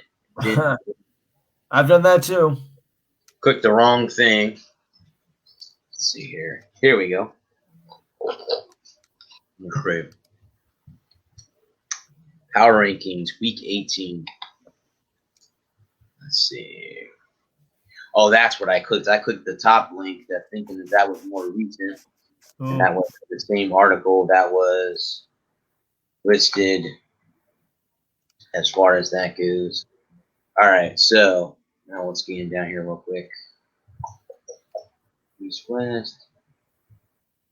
Yeah, there we go. All right, so they have Philadelphia at number 1 at 39-17. They're up 6 spots from last week, so they were number 7 a week ago. Wow. In the power ranking, so they moved up 6 spots. They have the Clippers at 2, up 5 spots from last week. Clippers at 2, huh? Number 3 is the Phoenix Suns down. I said that they were going to be a tough out. What, 4 months ago now when the season kicked off? Yeah. I said that I watch out for Phoenix. They've done so. They were hot going into the tournament. They just missed the playoffs. Look out for the Suns. And definitely the surprise team of the year. Definitely. Number 4 is the Nets. Okay. They're down 3 spots. They were number 1 last week. 4. Well, coming up, not surprising. Utah is number 5. They're down 2 spots from last week. They could be Utah and Phoenix in the finals, conference finals. You have the Denver at 6, down 4 spots from last week. So they were 2 in the power rankings last week. Milwaukee stayed the same. They haven't changed. They were 7 last week as well. Boston is up 14 spots to 8. Holy cow. Wow, that's a big jump. That's a big change, right? That's a big leap for a team. Lakers are up 10 spots from last week. They were 19 in the power rankings. Now they're up to 9. 32 and 35. Yeah, and they're getting Anthony Davis back. I saw that earlier. Memphis is at 10. They're up 12 spots from last week. Excuse me. I didn't realize the Grizzlies were doing that well. Yeah. Hey, where's my Knicks? The Hawks are up to 11. They're up 13 spots. Yeah, but it's Trae Young now out. I don't know. Ooh, is Trae Young out? Yes. Speaking of the Knicks, they're on an 11-game winning streak, are they not? 8. 8. Okay. That's what I thought. Listen to them on the rate. There they are, right there, Lou. Number 12. Right there. They're number 12. They're up 17 spots from a week ago. Nice. So that's not bad. That's not bad. It's a huge jump. And they're what? They're 4th overall in the East, correct? Well, he's that win last night. Yep. Yeah, Trae Young came down with an ankle sprain. Oof. That's one of those things that could go either way. Excuse me. Oh yeah. You can be out for 2 games or you can miss a month. Yeah. 2 years. Nag you for the rest of your career. Portland's up to 13. They're down 11 spots from last week. They were 4 last week. 4 last week, yeah. Dallas is down 8 spots to 14. They're hit and miss. Yeah. Miami's 15. They're down 9 last week. Miami's going to be a tough out if they make the playoffs. Golden State 16, up 19 spots from last week. It's because Steph Curry's been on fire. Yeah, they're going to be up until last night. Yes. Yeah, if Steph stays hot, look out. Well, he ended his 30-point streak last night after 11 games. So yeah. Spurs are on 17, down 15 spots from last week. They were 2 last week? Yeah, I don't know where. Yeah, it's weird. There must have been a lot of. No. Last week they were 16. Go back up 1. Okay. No, they were 15 last week. Okay, they were 15 last week, not up 17 spots. Okay, they're down 2 spots. Okay, my fault. Yeah. I read that incorrectly. Okay. So, yeah, that means Charlotte was 16 last week and dropped 2 spots to 18. Okay. That makes a whole hell of a lot more sense. Yes. Washington was 23. They're up to 19, so they went up 4 spots from last week. Okay. Yeah. The Pelicans were 20 this week. Down. They were 18 last week. They're down 2. 21 is Indiana. They only went down 1 spot from last week. The Raptors are up from 24 to 22 this week. Okay. I think they've had it tough since they moved to Tampa. Yeah. Chicago's down to 23 from 21 from last week. Okay. The Kings are up from 25 to 24. Pistons are 25 down from 22. Timberwolves are stayed right where they're at 26. Cleveland stayed at 27. Houston's up 1 spot to 28. Magic are 1 spot there. OKC stayed the same. They're number 30. So are the Thunder the worst team in the league? Are they the worst team overall, or are they? No, I think that was. Oh. Excuse me.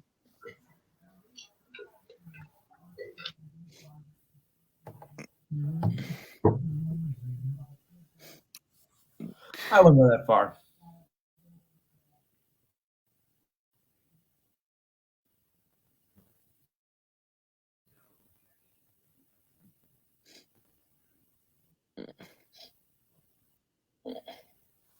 Okay. As we wait with bated breath.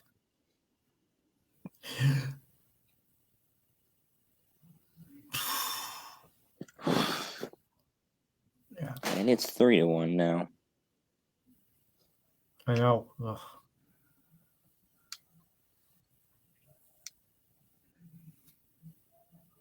I was waiting for the Lakers Mavericks game. Uh-oh.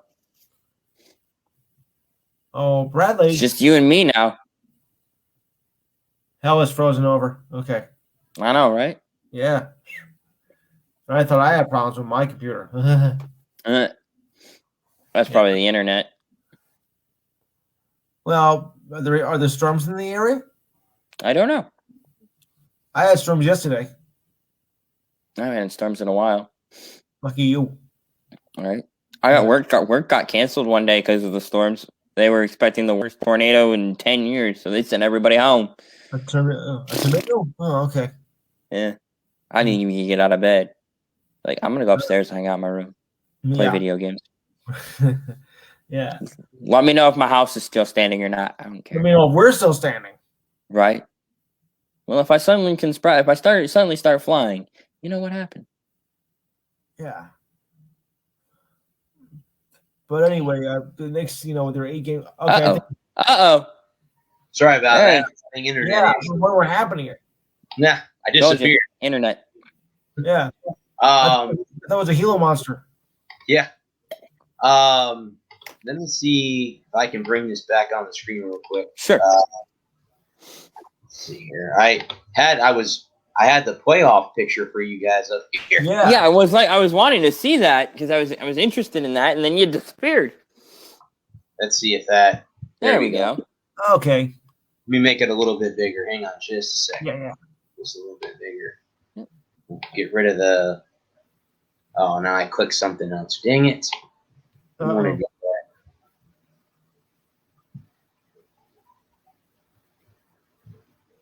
Oh, that's the stand. There we go. Okay, here's what the playoff picture looked like if it started today. What you're looking at right there. Oh, get off here, FanDuel. Oh, good Lord. So you have the Knicks would play the Hawks in round 1. Interesting. 4 or 5. Yeah. And Boston would play Milwaukee, and then you'd have Good match. You'd have Charlotte and Miami going to Brooklyn and Washington and the Pacers. The winner would go play so the winner goes there. Okay. So is it looks like it's just one. It's a playing game. Right. Correct. Yeah. So it's just one game. Correct. Mm-hmm. Okay. Yeah. So Golden State and San Antonio would play the loser of the 7-8. Right. So Correct. Dallas or Memphis. Whoever loses. Yep. Okay. The winner of that game goes to play Phoenix. The loser would have to go into another playing game. Their destination is Utah to play the Jazz. So that's how. Now, is only the NBA having a playing game, or is hockey having a playing game too this year, or no? It's just the NBA as far as I know. Okay. So they're not doing what they did last year. Okay. Yeah. I think it's just the NBA. Despite the fact they're playing a shorter schedule. It's kind of a fun little wrinkle. Yes. Mm-hmm. Although there were some complaints like a playing game, that's a ridiculous idea. Oh, boy. I mean, they do that in the NCAA tournament. It's kind of fun. Yes, it is. UCLA Michigan State turned into a hell of a ball game. Yeah. That was one of the play-in games. That was a great basketball game. Look how far they went.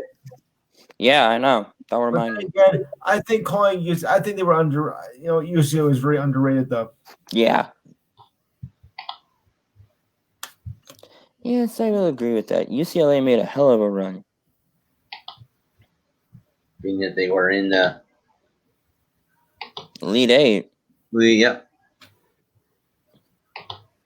So the union for the Major League Baseball has met Yes. to talk about the CBA before we get into a possible strike. Yep. So it looks like it says the league and union declined to comment on their discussion. So guessing nothing came good out of it, if that is the case. I've come here to tell you I've come here to tell you that there's nothing I can tell you. Yeah, If we can tell you, we have to kill you. basically. But I don't know anything. Neither do I. Basically. Well, let's put it this way. You haven't had talks in 6 months, and you're not saying anything, so basically, you're back to square one where you were before the last time you met. Basically, that's Yep. exactly what it sounds like. Yeah. I see a lock or a strike or whatever. They're not playing baseball in Lockout. 2022. I'm lockout. Yeah, I think they'll lock them out. Strike is looming. Strike is imminent, TikTok. right? But we could talk about the power rankings in Major League Baseball because that's something. As long as In the for what it's worth category sounds good. Yeah, it's early in the season. It's really early. It's early in the season. All right, so here we go. Power rankings. They start on the 30. Oh, they do start on the 30. All right, so it's the Rockies, which I'm not surprised. Yeah, I knew the Rockies were going to be Loser. Rockies, the Tigers are 6 and Loser. 10. The Diamondbacks are 6 and 10 also. Cubbies are 6 I and didn't 9. know Baumgartner was in Arizona. Yep. Yes, he is. Still too early. Yeah. Yankees are 26 at 5 and 10. Oh, please. But they're winning tonight, so. See, I told you. Pirates are 25. The Rangers are 24. The Rangers had a good game last night. Baltimore is 23. St. Louis 22. Nationals at 21. Again, it's so. Early. Jays are at 20. Marlins are at 19. Rays are at 15. 15.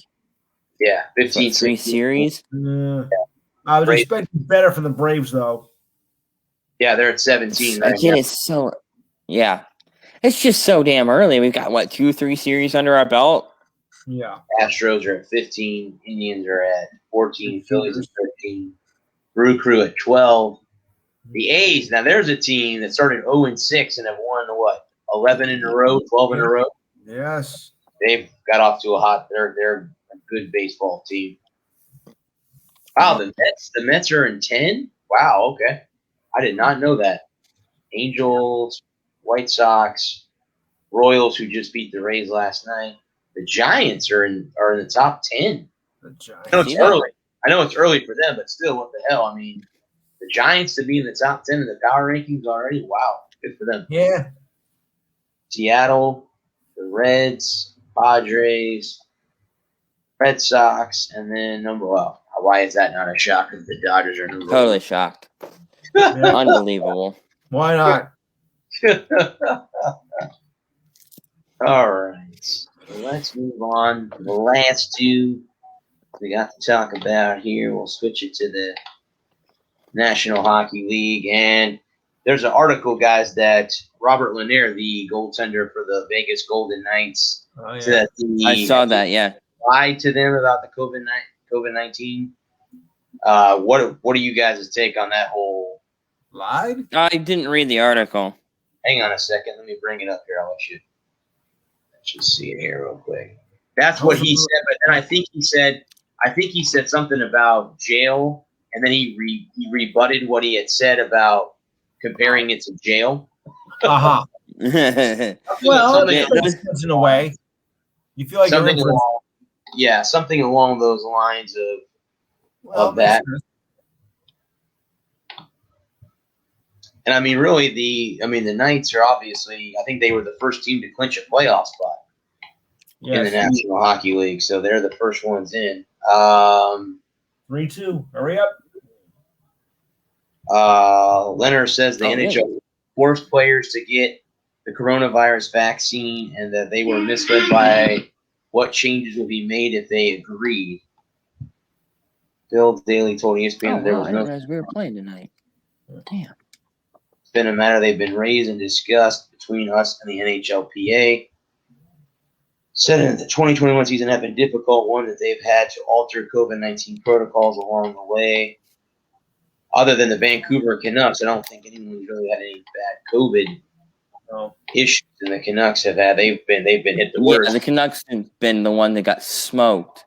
Yeah. But the Devils before that. Devils before that, correct. Yeah. But they only lost a game or two. They didn't lose like 3 weeks. They lost about 5 games. Right. So so again, I guess they must have been promised something and he didn't find it too good that they didn't fulfill their promises. Right. Yeah. So here is the power rankings for the National Hockey League. Number 1 is the Colorado Avalanche, which that's not a shocker. The Knights, not a shocker. Nope. The Knights, the Canes are 3, Lightning are 4. Florida.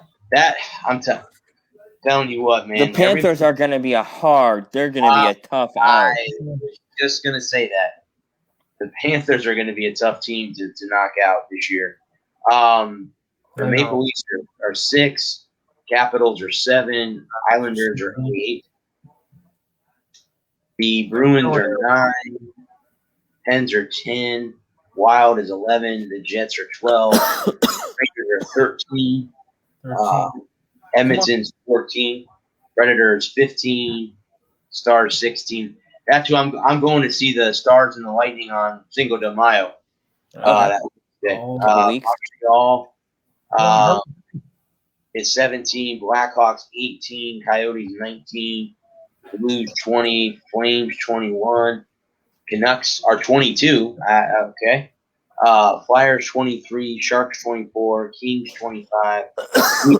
We lost tonight to the Lightning 3-1, 26. Detroit did a very, very good thing at the trade deadline.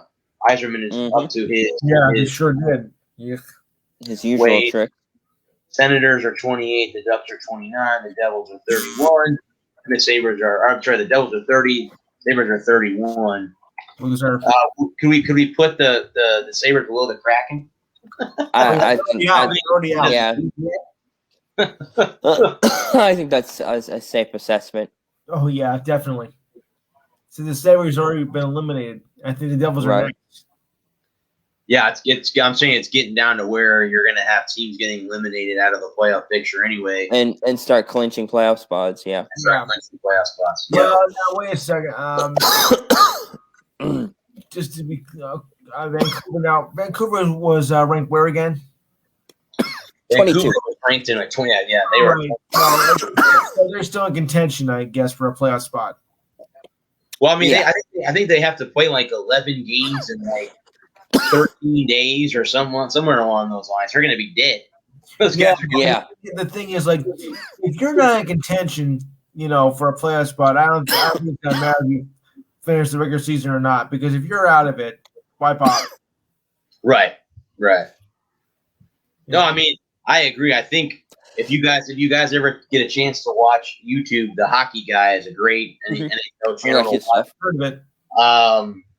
He was talking about just let the Canucks play just the meaningful games. So the ones that the teams that need the points to get into the playoff picture play those. Yeah. All the other ones just don't play. You just cut them. Because I don't think everyone to see I don't think it should go to August to play the final. No. Because they're gonna start in May and it's gonna go past 4th of July.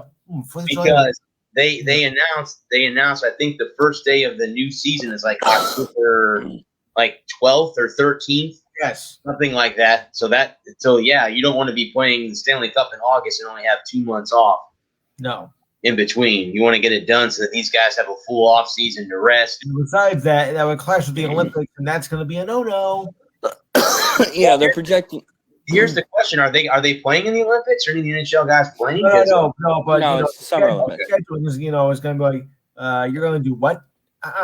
That's our turf, the Olympics. Forget it. Yeah.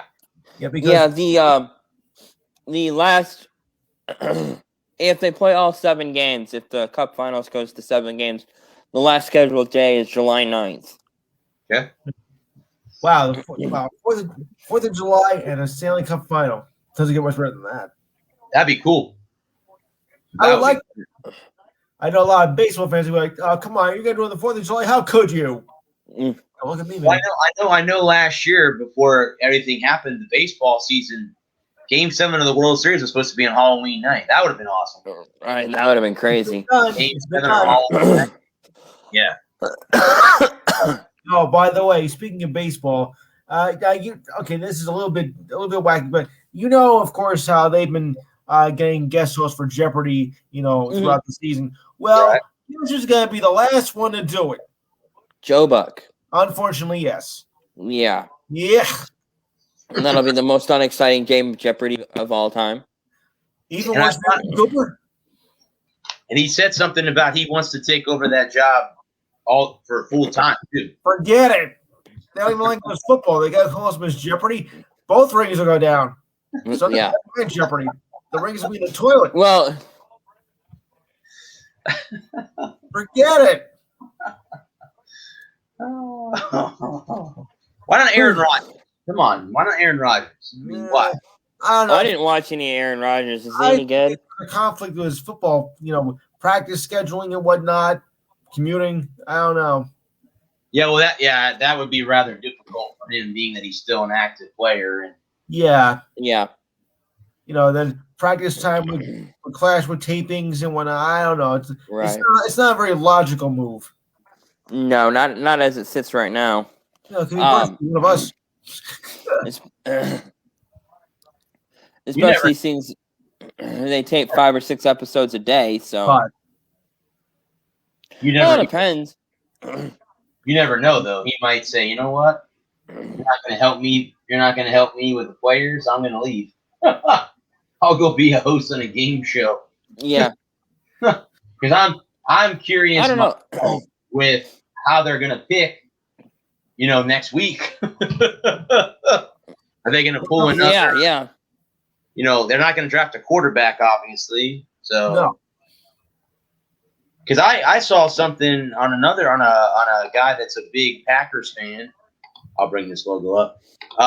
Big Packers fan. He said that they're talking about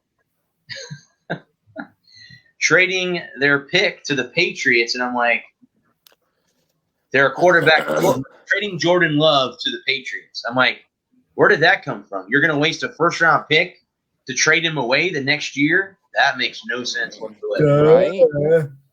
So brain dead. Yeah. Trading Jordan Love for 15? I guess. Yeah. No. No. That's dumb. Yeah. Well, anything in the NFL? How about Alex Smith hanging it up? No, I was disappointed to hear that.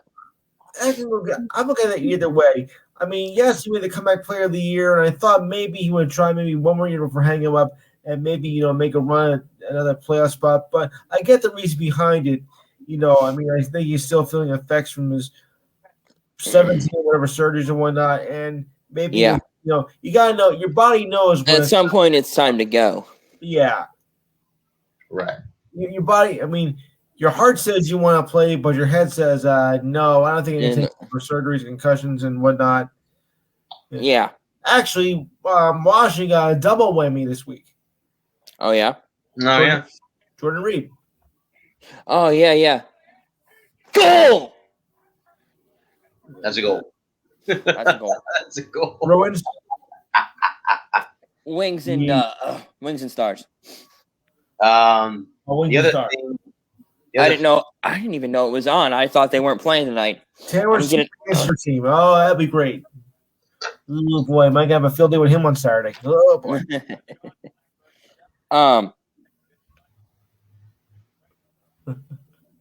The other news. What were you saying, Brad? Julian Edelman is going to join the cast of Inside the NFL. Oh, neat. Okay. That was announced that he's going to be joining that crew. Yes, and by anyone out there watching, he is not coming to Tampa Bay. So let's just put that. Right. My goodness. Put that to bed. Put that to bed. He's not coming Forget to Tampa. Forget it. Forget about it. First of all, the Bucks don't have enough cap space to sign him. Number one. Right. Number two, and they don't need him. Yeah, you don't need him here. And you have Mike Evans, Chris Godwin, Scotty Miller, Tyler Johnson, the kid that I saw out of Minnesota who won Outback Bowl MVP, and then he went on to be drafted. I'm curious because, again, guys, we will be on the air next week, probably way past our normal time because I don't think the final pick will be made. Way past our bedtime too. Probably. If you guys want to stay the entire first round, you're more than welcome. If you guys got, I'm going to try. I'm going to do my. I don't have to be up till 7 o'clock the next morning, so I'm going to try to stay up and cover the whole first round. And to put it this way, for Tampa fans, the buck stops here. Mm-hmm. They get the last pick. Curious how they're going to do that. Sorry, I had to do it. How many kids do you have, Lou? None, but I have 4 nieces and 1 nephew. You got all the dad jokes tonight. Yeah. Well, I come prepared. That's my department. Quit stepping on my jokes. You should see what I do on my show. Hey, I've been on your show. You've both been on it, so you know. You've both been on it several times. I always forget about your show. Not intentionally. I just end up getting busy and then. Well, Brad's been there. You've been there separate times, of course. But you know, and of course, remember, all the jokes are ad-libbed. Always. Except for the ones we wrote down. Yes, there you go. No, I never had script. Yeah. No taking script. I had a little trouble with understanding this because it was like all this NFL rules. So what rules have been approved? They did kicks? Something with jerseys and then onside kicks they made. Yeah, they've changed some rules. Looks like it says approved a 1-year experiment on attempt to make it easier to recover onside kicks. Yeah, right. The recovering team on kickoffs will be limited to 9 players within 25 yards of the ball. Wow. Well, that's interesting. I didn't know that they could. Why don't they just do that? No offense to them, but who I thought had the coolest kickoff rule was the XFL. I thought that would have worked. Start lined up, and then you don't have. I mean, that way you could at least bring the special teams back into the NFL. I just my thought in mind. I mean, I could be. I agree with me, but my idea is if they want to get away from, if they want to, is to have, and they were talking about doing a play. They were talking about running one unscripted or what is it? Untimed? An extra down. Yeah. And why not make it? They were talking about 4th and 15. I'm like, there's no reason to go for 4th and 15. We looked up the numbers a couple weeks ago. Why not make it 4th and 8? That's 4th and 8 is 4th and 8. That's legitimate. Yeah, 4th and 8 is a really difficult. It's difficult, but it's not impossible. No. Well, now it's 4th and 15. It's not impossible, but it's not likely. Yeah, exactly, and it's no more likely than just than the onside kick. So, I mean, if the idea is to give the offense more possessions, you've got to make it at least doable. Well, what's the percentage of recovering the kick? 5%? Yeah, something like that. Yeah. Though I've seen it been done, but it's very rare. Yeah. No, I mean, watching and listening to Pat McAfee, he talked about how they used to do when he was a player. He recovered his own kick. Yeah, I watched that. Yeah, I know. I heard about that one. He's recovered his own kick before, so that's even more rare. Yeah. I mean, I think that's pretty cool. If you can get a more successful onside kicks, why not? The team is close. But the chances of their recovering are very slim, though. Oh yeah, no doubt. But I mean, so I don't know. I think it's a wasted. I think it's a wasted move and a ridiculous new rule. I think the whole thing with the jersey thing is I think you could come in with the jersey number you wore out of college. You don't have to change your number, or they're not assigned numbers anymore. Wear it. So I know one person that was not happy about that was Tom Brady. Yeah, I saw that. And I wasn't sure why. Yeah. Brady, not I didn't thrilled. I didn't get a chance to read that. Let me see. I think this is the article right here, bud, that I had about him not being thrilled about it. Hang on just a second. Let me bring it up here real quick. This is the one that I had seen from thescore.com. And you guys can see it right there. All right. And let's see here. Score, isn't that Canadian too? The league approved a change to allow players at certain positions to wear new numbers, including linebackers and defensive backs, to just criticism from the Super Bowl's most valuable player. Good luck trying to block the right people now. Going to make it a lot of bad for football. Okay. So he's not happy. So there is what it is right there. New rule gives options to running backs, wide receivers, and tight ends. So it looks like, wow, you can wear number 1 as a defensive back wow. 1 through 49 now, huh?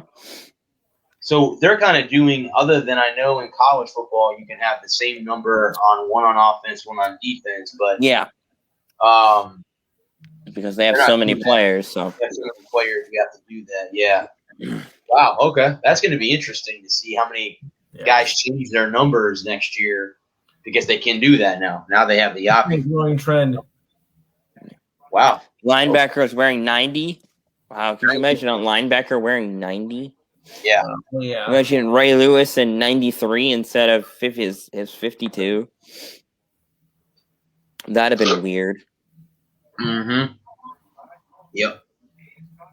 I think as far as the top one, I don't think that's changed because I don't think so. Kickers. I don't see a kicker wearing number 20. Right. I think it kind of stops at 19 for them.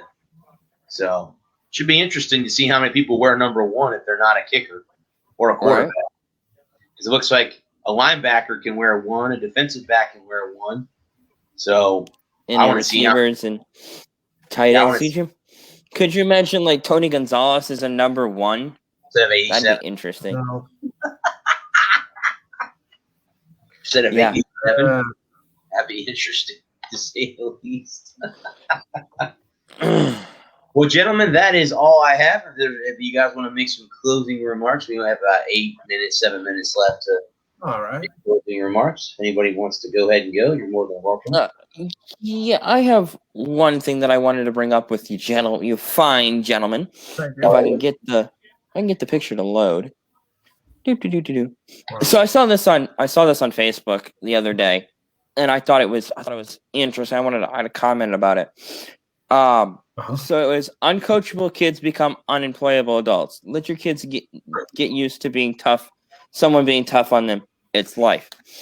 And I don't necessarily disagree with the sentiment, but coaches have to remember their kids. And this isn't the World Series or the Super Bowl. I saw it on a baseball, but this is just a general. So, it's not the World Series. It's not the Super Bowl. These coaches, especially in youth sports, youth athletics, they've got to remember they're not Vince Lombardi, and the kid didn't just drop a sure touchdown. It's just youth baseball. Come on. There's a fine line between discipline and abuse of power. Yep. Well, yeah, very, very true. Very true. And that's, I understand the sentiment, about, criticism and learning how to be, how to take criticism, and that's all fine well and dandy. But just as easily, just on the flip side is the ability to provide criticism without just belittling someone. Especially when you're talking about kids.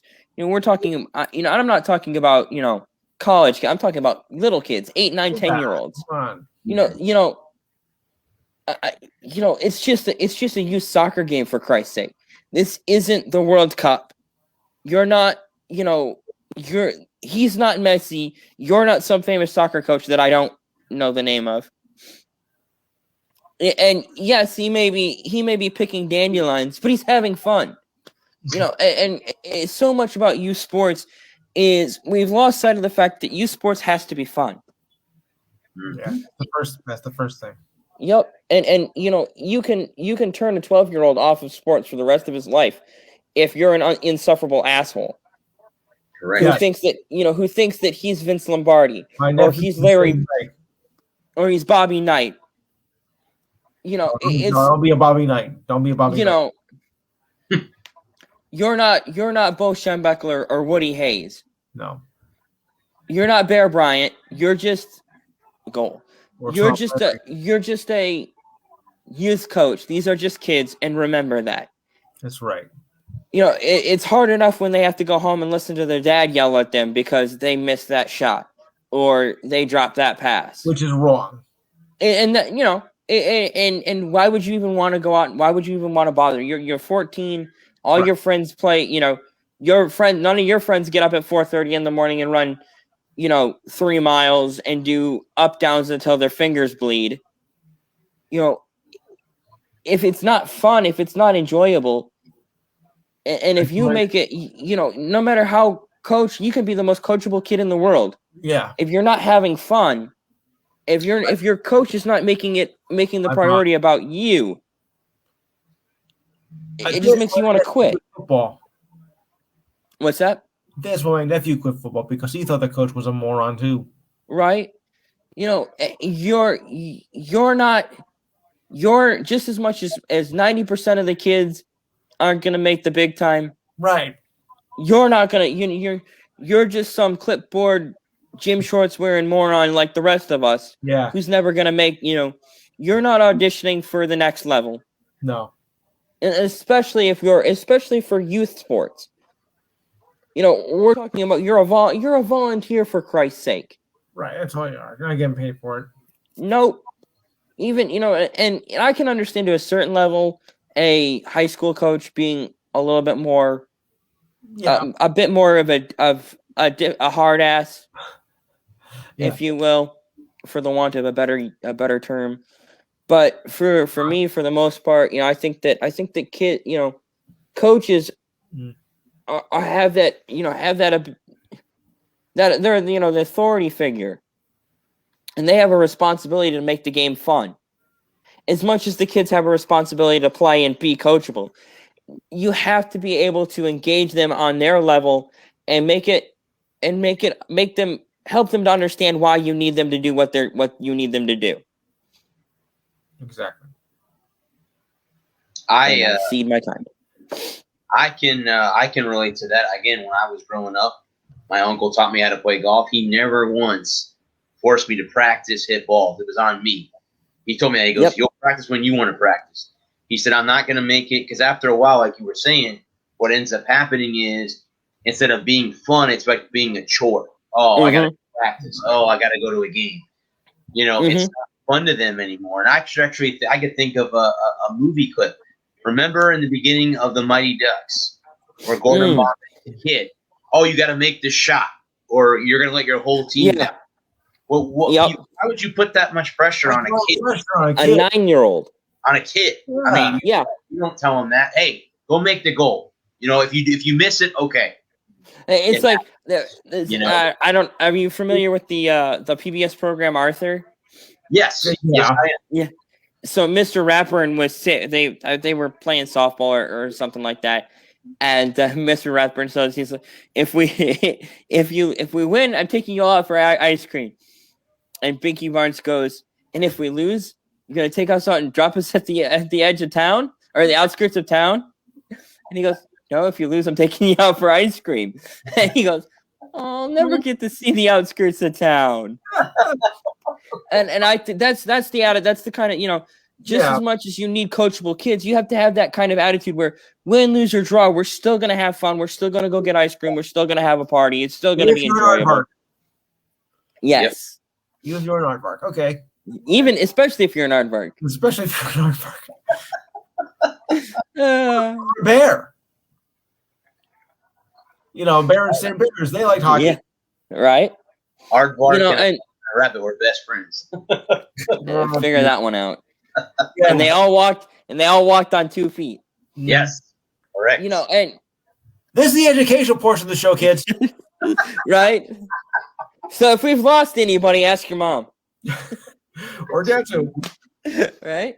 I lost my mind. Didn't have to. You first have to have one, and you'd have to have one in the first place. Very Hey. funny. I left the reservation a long time ago. Long time ago. I think we all did. How old am I now? Dude, you want to say anything real quick? You guys want to pop shows or anything like that? Go ahead. I've lost my complete mind. I lost a long time ago. I think it's going to join this show. It is Sports Show, Saturdays, 6 to 8 p.m. Eastern Time. We got a lot to talk about. You know, we'll cover the usual topics of MLB, NHL, and NBA. Getting close to the races here. I'll take a draft preview. I want to ask the crowd, you know, who's your team and what is it and what are you looking for with your draft picks? So I want to get on that. Cover the first week of MLS soccer for those of you that care. I know 95% of you don't, but there are a small minority that does, including myself. Thank you. So it's gonna be interesting. I'll even cover the baseball meeting between the owners and the players, and right now it looks like Steve Reich won. So, yeah. UFC and boxing talk. You know, we'll cover that. Well, Steve is going to help with that. So if you got time, call the following number: 512-543-4662. I'll repeat again: 512-543-4662. The call is free. You got nothing to lose except your self-respect, pride, dignity. You know, all the useless stuff. A couple hours. Yeah. All right. What's a couple hours among friends? Yes. If I'm actually able to have a show this Saturday, which I'm planning on it, but Good. it'll be 10 to noon on Saturday morning. I'll send you fine gentlemen the link. If anybody else wants to come in, just shout out to either one of these fine gentlemen or myself, and we'll see about getting you the link. It is the Unscripted. So much like this show, there's no plan, and we don't know what's going on. And the points don't matter. We're doing it. It don't matter. Over on my YouTube channel, I should probably plug where it is. I mean, if you can figure it out without the YouTube channel, it's the Adam Mangold YouTube channel on YouTube. Figure that one out. 10 to noon on Saturday morning. And then it's going to go back on hiatus next week because I've got stuff going on. Because I always have stuff going on, apparently. This has been a hectic-ass month, so it's uncensored, unscripted, and unplanned, and so it's kind of like you being born. Yeah.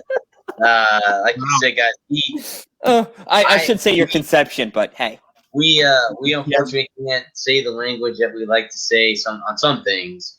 But on his show, guys, it is full blown. Let it go. Yeah. There's let it out. No stop signs, anything like that. So, yeah. So that's that. Guys, in case you're wondering, the next week this show will not have any topics except for one, and that is the first round of the NFL draft. The three of us will be sitting here like we are watching the draft in our living rooms, but we're going to all interact as the picks come through. Yes. I know I'll be eating Winghouse personally because that's where I'm going to go get food. But anyone else wants to come in, and you can come in here with us and watch the picks with us. If you want to interact with us, that's fine too. But that's what we're going to do next week. We're going to cover the first round of the NFL draft. Guys, I will be on my show, the Sunshine State Sports Jabber, tomorrow night, 9 to 10 p.m. Eastern Standard Time. Lou has been on the show coming in. He comes in either shortly right after it starts. It's been kind of cool to have him on, and if Adam can come on, that would be great too. Again, it's if you don't live in the state of Florida, it's really, really hard to understand what the heck I'm talking about. Not really. But I mean, some of the things, like with the Rays, they played the Yankees, so we were talking Yankee talk last week. So I mean, if the team like the Marlins, if they play the Yankees, it comes up, conversations come up with that, all that stuff. But I cover all of it. Yes. I can't wait to get on the show this fall and talk USF football. I'm excited about that. And that'll be coming up. I'm hoping that our Tuesday show will be back. My co-host was under the weather this past Wish him a speedy recovery. He's back because he has his own show tonight, so he's back on right now. So he's feeling better. So Larry, if you happen to be watching this show while you're doing your own show, we're thinking about you. Happy that you're back on the air. Good to hear. Anybody join in? Yes. Again, guys, if you want some In the Zone talk radio gear, head on over to squadlocker.com, type in the Zone Sports Talk Radio, and that will give you a chance to buy some amazing gear from In the Zone. This show, again, is sponsored by creatingzenspaces.com. It is the local choice in St. Petersburg, Florida for house cleaning, organization, decluttering, and pet sitting. It's about finding the peace within you and adding comfort to your life. And guys, remember, Zen Spaces begins with you. Be kind to yourself and one another. And if we were all able to do that, we would not have half the issues that we have in the world right now. And remember, be kind to animals too. Right. Yes, and that's well, all beings, no matter if they're human, whatever. Be kind to everybody. Be kind to everything, and we'd be fine. Again, guys, if you missed any of this show, obviously my internet cut out. These two guys were still here waiting for me to come back. If you missed we filled the dead air. It was all right. Yeah. Good. You missed the show. I don't know. I don't know if it was any better than when you were here, but we did fill. No, we were good. We were okay. Again, guys, if you want to watch the show in its entirety, it will be on my our YouTube channel because I use it. I have this show and my Friday show on there. The Sports Sir Bradley Walker. I don't know over there. I've been getting some people to like and subscribe. I had like 20-something views on my Friday show last week. I'm blown away by that. I don't ever really get that many unless I have a guest on the air and it was just me jibber-jabbering for an hour. Anyway, guys, that'll do it. This has been the Sports Sir Brad Walker. Again, I love my co-hosts Adam Mangold and Louis Senior. Thank you guys, as always, for making this show great on Thursday. Before we go, guys, as we always do, I want to thank the first responders, nurses, doctors. You guys have been the true heroes since this pandemic started a year ago. I can't believe that it's been a year already with that. Hopefully, everyone's getting vaccinated. If you believe in vaccination, I know there are people out there that are against it, don't want it. Okay, that's fine with you. While the rest of us get back to society, you can stay in your home and leave it at that. So that's that. I also want to thank the men and women of our armed services, both active, retired, and the ones who have left us. Thank you guys for doing what you do. Three of us cannot be sitting here talking about sports without what you guys do, your sacrifice to the country.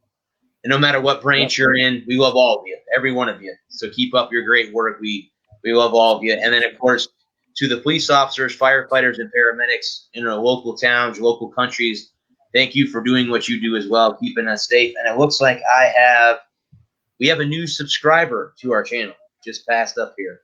The Nerd and Beyond. I don't know what that is, but somebody just subscribed to the channel. My other channel. Oh, that's okay. So it's Adam's channel. Okay, cool. Just subscribe to our channel.